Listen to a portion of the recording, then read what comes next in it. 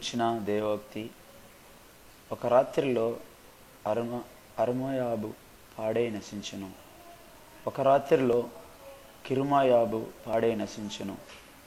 ఏడ్చుటకు మోయాబీయులు గుడికిని మెట్ట మీదనున్న దీబోనుకును వెళ్ళుచున్నారు.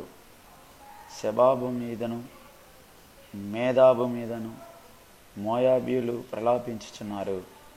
వారందరి తలల మీద బోడితనమున్నది. ప్రతివాని గడ్డము గొరిగింపబడి ఉన్నది. తమ సంత వీధుల్లో గోనెపట్ట కట్టుకుందురు. వారి మేడల మీదను వారి విశాల స్థలములలోను వారందరూ ప్రలాపించుదురు.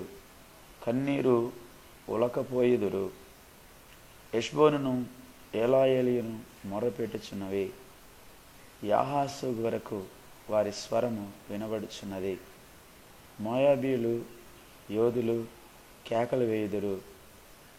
మోయాబు ప్రాణము అతనిలో వణుకుచున్నది. మోయాబు నిమిత్తము నా హృదయము అరుచుచున్నది. దాని ప్రధానులు 3 ఏండ్ల తరిపి దూడవలే సోయరు వరకు పారిపోదురు. లూహీతు ఎక్కుడు త్రోవను ఏడ్చుచు ఎక్కుదురు. నశించితీమే అని ఎలుగెత్తి కేకలు వేయుచు హోరోనాయిము త్రోవను పోవుదురు. ఎలయనగా నిమ్రీము నీటి తావులు ఎడారులాయెను. అది ఇంకను అడవిగా ఉండును. గడ్డి ఎండిపోయెను. చెట్టు చేమలు వాడబారుచున్నవి. పచ్చినది ఎక్కడనూ కనబడదు. ఒక్కొక్కడు సంపాదించిన ఆస్తిని తాము కూర్చుకొనిన పదార్థములను నిరవంజి చెట్లున్న నది అవతలకు వారు మోసుకొని పోదురు. రోదనము మోయాబు సరిహద్దులో వ్యాపించెను. అంగలార్పు ఎగ్లీము వరకు బెయేరేలీము వరకును వినబడెను. ఎలయనగా దీమోను జలములు రక్తములాయెను.